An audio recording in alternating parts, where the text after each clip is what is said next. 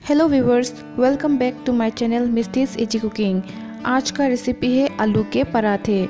तो चलिए आलू के पराठे बनाना स्टार्ट करते हैं।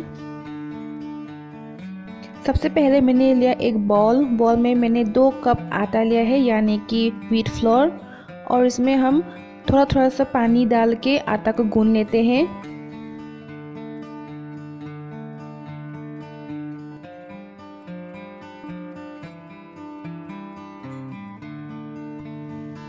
पराठा बनाने के लिए डो तैयार हो चुका है और अब हम इसमें डालेंगे थोड़ा सा तेल लगा के 15 मिनट या 30 मिनट्स के लिए हम इसको ढक के रख देंगे।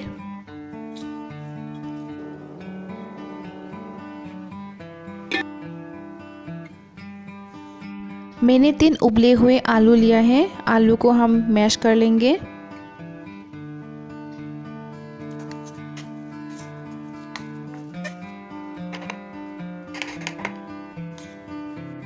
आलू मैश हो चुका है और अब हम इसमें डालेंगे मसाले, लाल मिर्च पाउडर, नमक,